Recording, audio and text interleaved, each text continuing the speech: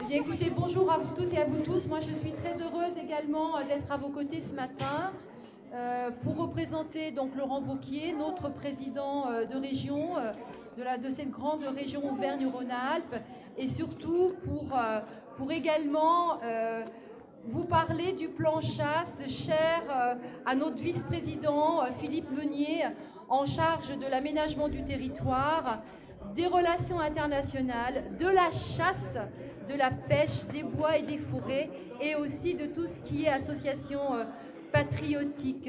Philippe Meunier qui se déplace sur nos territoires et qui vient vous rencontrer au besoin et sur sollicitation.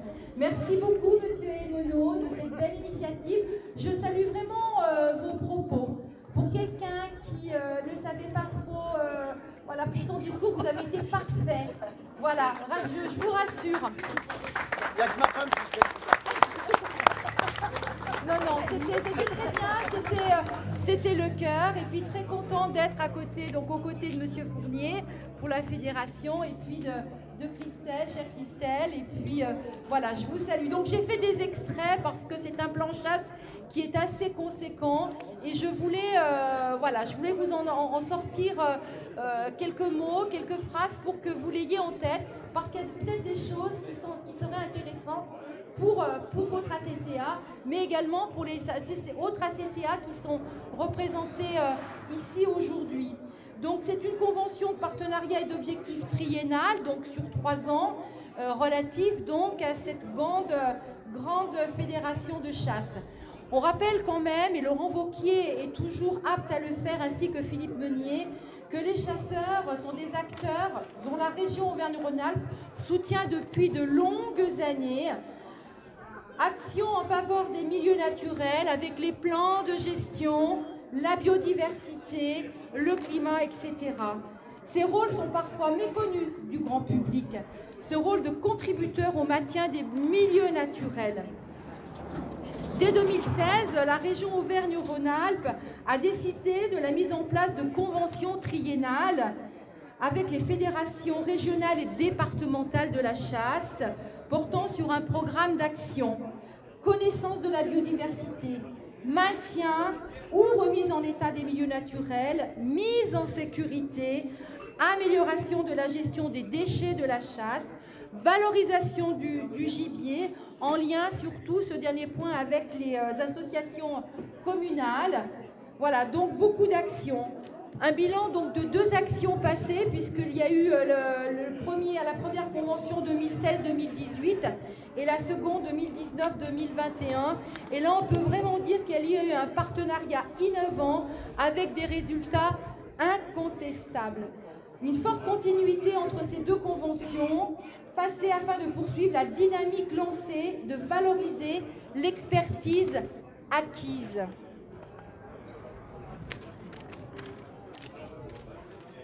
Donc la remise en état, alors quelques exemples, avec la remise en état des milieux naturels a permis aux chasseurs de poursuivre leurs actions de renaturation des milieux, les plantations de plus de 12 000 hectares d'interculture avec les jachères plantées, favorables à la biodiversité pour les oiseaux et petits gibiers, les plantations de plus de dizaines de kilomètres de haies, et c'est une action qui perdure et qui est utilisée de plus en plus, et c'est parfait.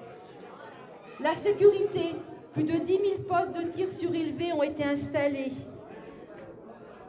Facilité à l'amélioration de l'hygiène aussi, qui est importante pour tout ce qui est financement des équipements de découpe des gibiers et de collecte des déchets, des chambres froides également. Donc vous voyez, c'est assez vaste et il y a des besoins de partout.